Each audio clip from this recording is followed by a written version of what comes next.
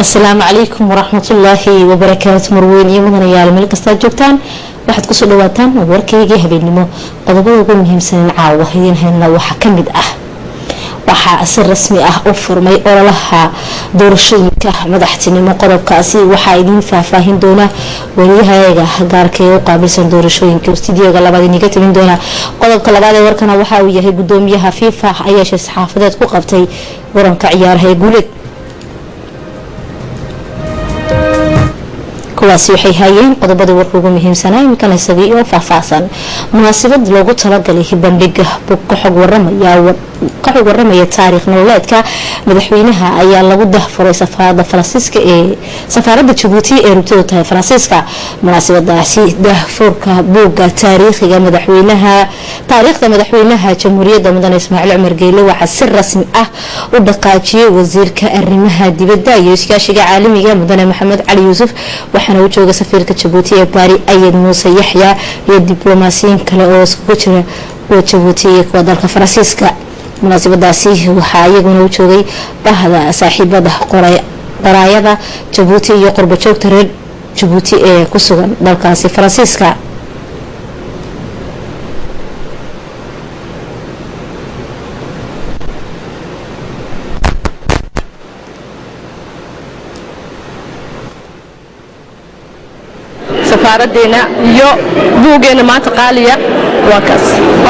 Je m'appelle Jamila Aden Chide, voilà, j'ai le livre, je vais bien le lire, je sais que c'est une histoire très intéressante. Merci Monsieur le Président. Un petit message pour les téléspectateurs. munaasabada dahfurka buugga taariikh nololeedka President Geyle waxaa ku soo beegantay xilli dib u hagaajin iyo dib u cusboonaysiin lagu sameeyay safaaradda Djibouti ee Paris munaasabadaasi waxaa u joogay wasiirka arrimaha dibadda iyo iskaashiga caalamiga mudane Maxamed Cali Yuusuf iyo safiirka Djibouti ee Paris Ayad Muuse Yaxya iyo diblomaasiyiin kale oo isku jira kuwa Djibouti iyo kuwa dalka Faransiiska waxaa iyaguna u joogay gudoomiyaha kooxda saaxiibka France iyo Djibouti Louis de Vernois iyo mudane kale safiirka Djibouti ee Paris Ayad Muuse Yaxya oo halkaasi ka hadlay waxa uu sheegay ahamiyadda ballaaran ee ku xusan dib u cusboonaysiinta safaaradda waxaana uu mahadnaq ballaaran u soo jeediyay dhammaan marti sharafka ka soo qayb galay haday haato mas'uuliyiinta Faransiiska iyo jahliyada reer Djibouti intaba waxaana hoosta ka xariiqay heerka wanaagsan ee xiriirka iyo iskaashiga u dhaxeeya Paris iyo Djibouti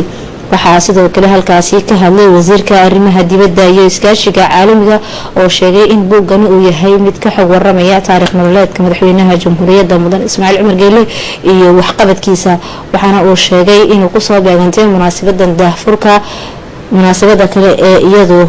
qodobka loogu jarayo safaaradda Djibouti ee rugtooda tahay Paris oo dib u cusboonaysiin lagu sameeyay sida dunida dalal badan oo kamid ah jamhuuriyadda Djibouti waxaa shalay laga xusay maalinta loo asteeyay ka hortagga cudurka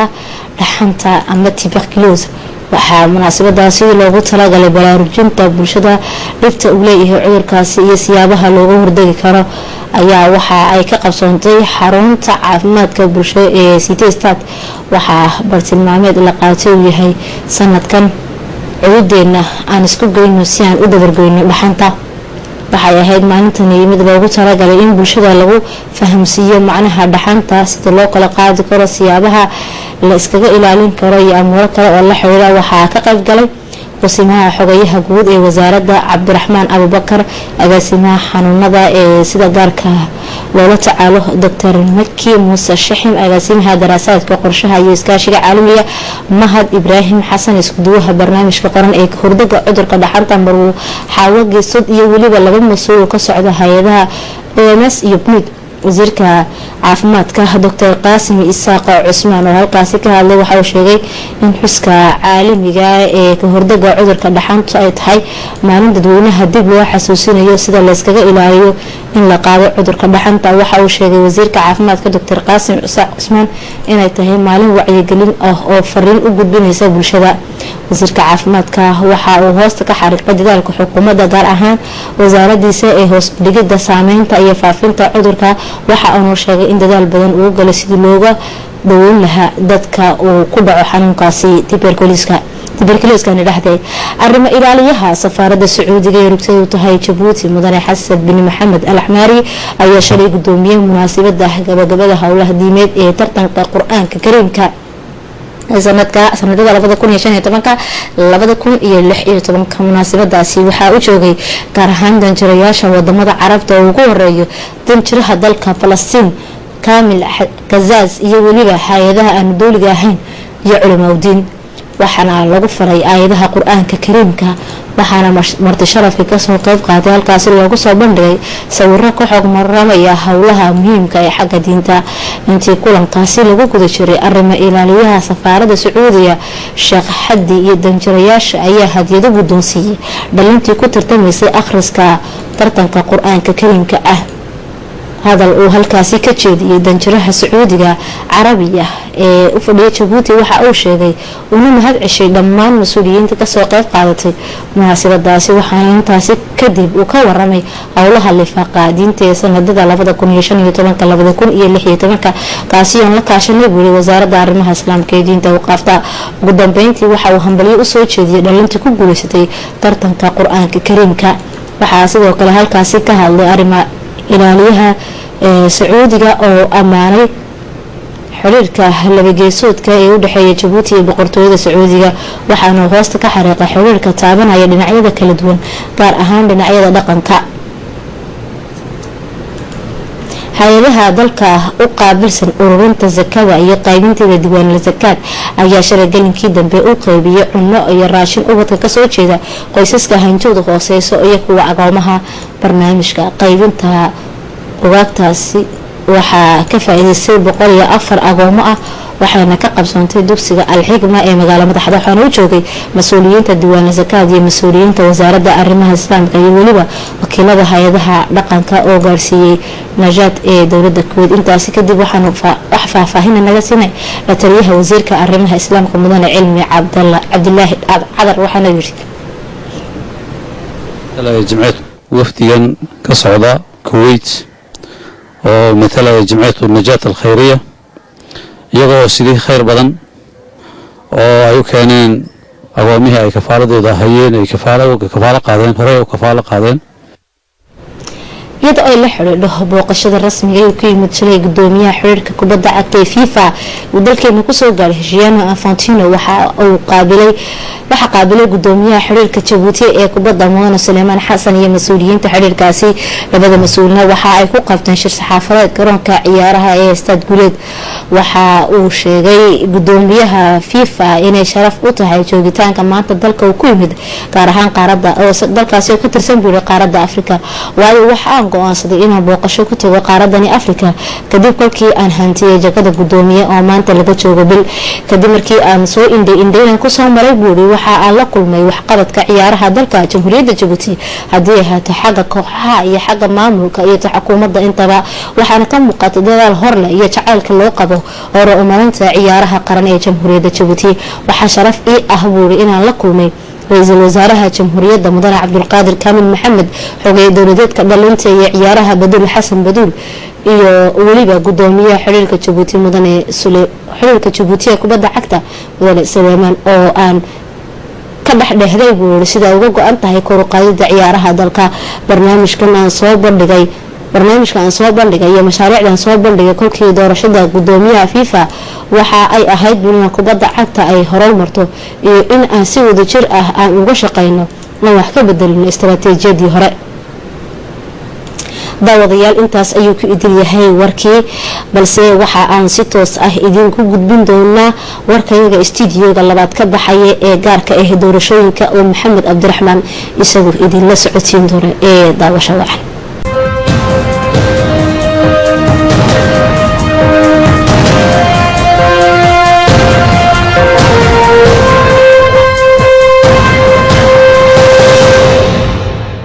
marweyni mudane assalaamu calaykum waraxmatullaahi wabarakaatu waxaad kusoo dhawaataan warkayga gaarka ee doorashooyinka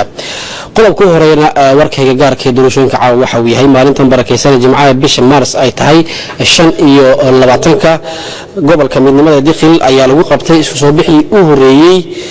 ee murashaxa midowga aqlabiyadda madaxtooyada mudane Ismaaciil Cumar Geelle oo aan ognahay inay ka go'an tahay adkeynta midnimada qaranka iyo horumarinta dalka iyo dadkaba. doorashada gobolka Dikhil loo gartay inay ku qabsanto isku soo baxaasi waxay tahay mid ka turjumaysa gobolkaasi inuu yahay taariikhda dalkeena ka horseeday midnimada iyo wadajirka qaybaha kala duwan ee bulshada iyo waliba nabad ku wada noolaanshaha dadweynaha.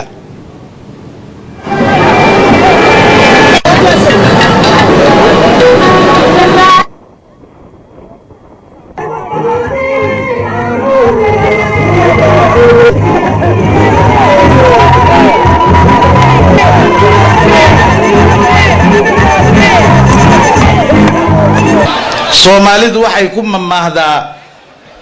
hadduu haadku habeenku haado wuxuu u haaday buu qabaa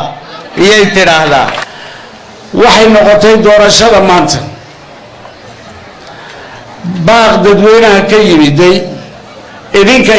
yimiday ayaan dhegaystay oon ka dhaqaaqi kari waay wax anigu aan doona aan qabo laakiin waan ka dhaqaaqi waayay maxaa yeelay waajibaadkayga ayaan garanaya.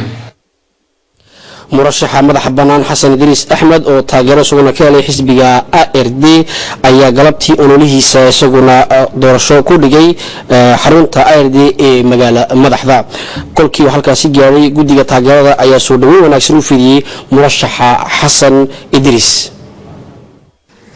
isbedel iyaad daraariya habeen weydiisanaysiin fursadda maanta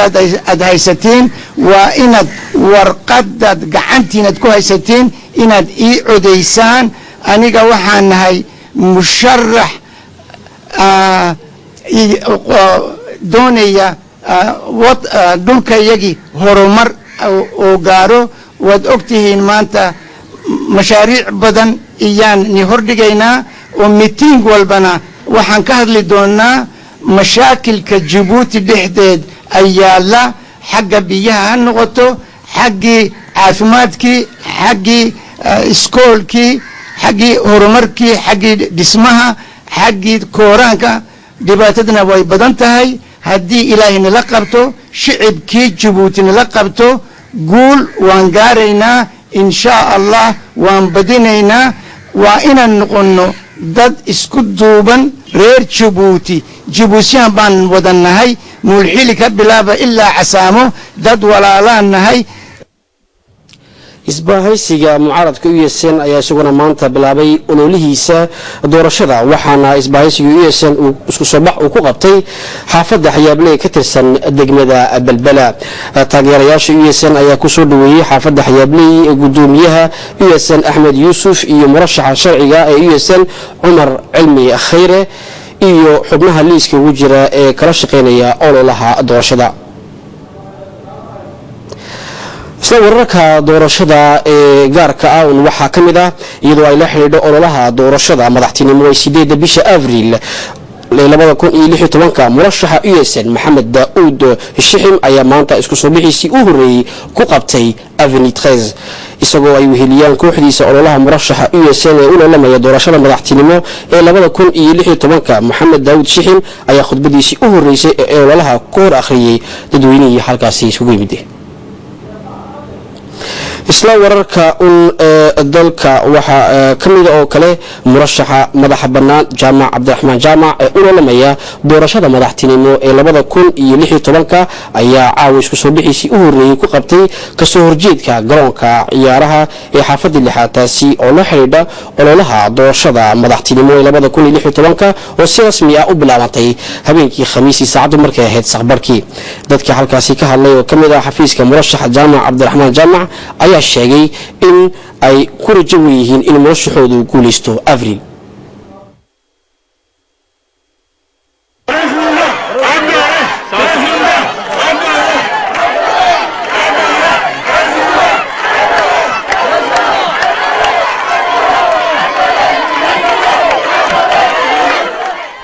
wadankani khayraadkii wuu yaalaa ee waa laydin hakaranayaa. maanta waxaa lagu jira 5 cisho laydin danaynayay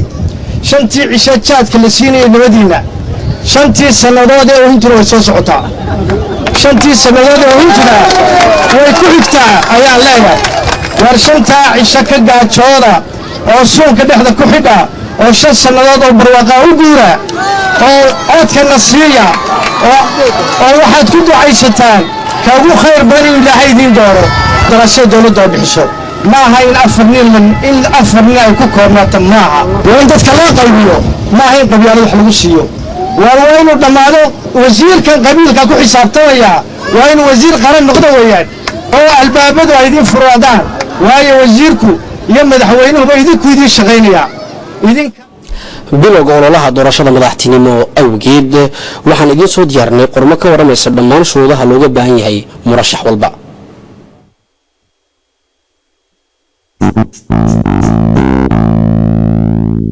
hanka hogaaminta waxaa loo maraa wado u gaar ah waxaan ognahay in ku dhaqanka dimuqraadiyaddu waa muddo dheer xitaa aan jirin sida dalkeena uu soo shaaciyay siyaasiyiin kala duwan taasi waa xaqiiq maanta dalkeena ka jirta run ahaan 24 sano kadib markii jamhuuriyadda Djibouti sanadkii 1992 ay hirgelisay nidaamka axsaabta faraha badan waxa uu muwaadiniin badan oo kala aragti duwan u suurageliyay in ay galaan siyaasadda waxaana hubaal ah in qaar kamid ah kuwaasi ay si cad ay u muujiyeen in ay rabaan talada dalkeena gacanta inay ku dhigaan rabitaanka noocaasi ah waa mid qof kasta oo reer Djibouti uu xaq u leeyahay laakiin waxa ay taasi ka hor looga baahan yahay in siyaasiga halkaas sile uu buuxiyo shuruudo gaar ah waxaana kamid ah in uu doorto wadada uu marayo waayo wada kasta kuma geyso guriga madaxtooyo si xoogan uga hawl galo sidii uu heli lahaa kalsoonida dadweynaha si hogaanka uu ku hamiyayo uu gaaro waa in uu dadka codbixiyaasha ku qanciyo inuu yahay siyaasi u fikiraya reer Djibouti oo howlgari karaya reer Djibouti u doodi karaya oo daryeeli karaya danta reer Djibouti wadaba isku geeyo waa in uu ahaado wadani jecel dalkiisa shuruudahaasi waxa uu heliyo oo kale in uu noqdo siyaasi dhowro oo tixgeliya sharciga u yeela dalka oo lafdhabar u ah dawladda uu rabo inuu hogaamiyo soo diyaariyo barnaamijka uu rabo dalka inuu ku hogaamiyo una raadsho kalsooni dadweynaha taasi waxay u baahan tahay inuu ku tiirsanaado urur siyaasadeed oo ka shaqeeya faafinta iyo taageero u raadinta barnaamijka uu soo diyaariyay waxa iyadana u baahan tixgelin in dadweynaha reer Djibouti uu yahay dad jecel inay ku wada noolaadaan nabad iyo isku duubni aragtidaasi dadweynaha reer Djibouti ayaa sabab u ah inuu ku aamino talada dalka oo kaliya siyaasiga u rumaysan in uu gaarsiin karo hore umar qodobadaasi aan korka ku soo sheegnay siyaasiga ama musharaxa jagada madaxweynaha haddii uuna buuxin waxa gayeysiin karta in dadweynuhu u arko inuu yahay shakhsi aan qaadi karin mas'uuliyadaasi oraahdaasina u rumaystay waayo dadka reer Djibouti waa run oo ma aha dad siyaasad u dhan yahay cilmi sare gaari laakiin kama qarsoona halka dantiisa ku jirto taasi waxa uu dadweynaha ka kasbay marka uu axaaray dood siyaasadeed oo u dhaxaysay axsaabta talada isku haya taasina waxay reer Djibouti u muujisay talada dantiisa waafaqsan sidaas darteed waxaan oran karnaa in hanka aan huwareyn shuruudahaasi uu yahay hal bacaad lagu lisay sida qorshuhu dhigay waa Allah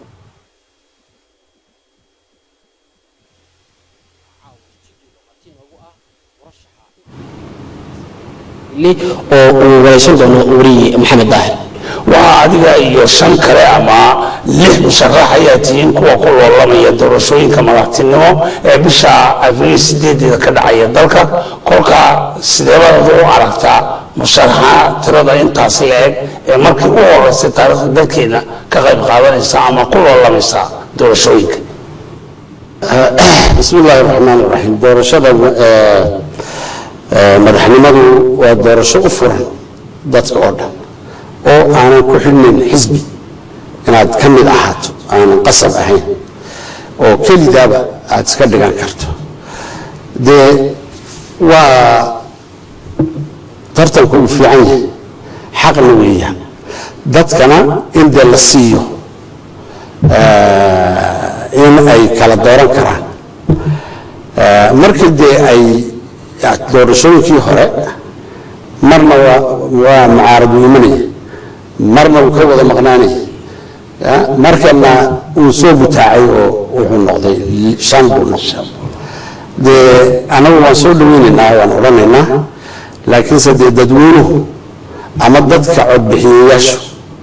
waxa ay doonayaani waa dalkoogii waa mustaqbalkoogii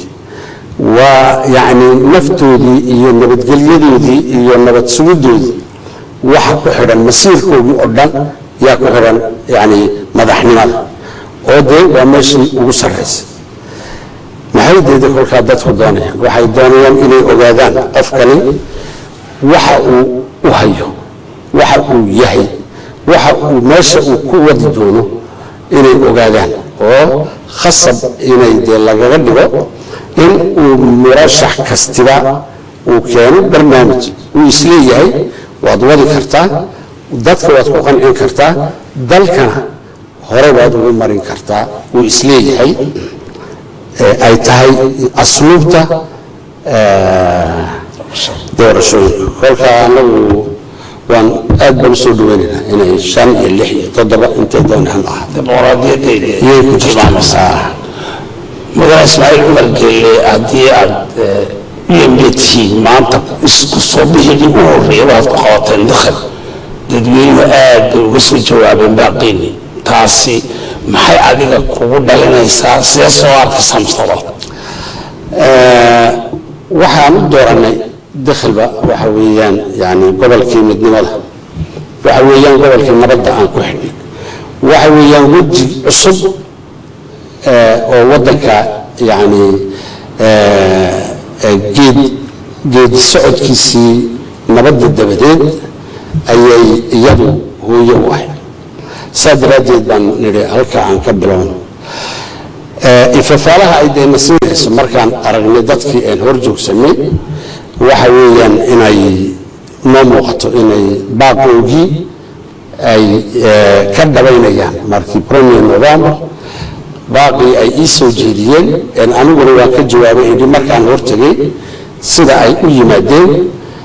min gaalaafi ilmaan yani daka ilaa boondara ilaa murud ilaa intaas oo dhan la iskaga yimiday ifafaalo wanaagsan oo dhiirigelinaysa bay ayay ii sheegaysaa aad iyo aad baad mahadsan tahay mudane ismaaciil cumar geelle adigoo ah musharaxa isbahaysiga UMP dawadayaal waa nagaynta waraysigii gaarkii aan la yeelnay murashaxa UMP mudane ismaaciil cumar geelle oo si gaar ah studio-ga aan ugu soo marti qaadnay waana nagaynta warkii caawa ee gaarka ee doorashada madaxtinimo tan warkan kula midaan ku kulmi doono nabadgelyo iyo amaan Allah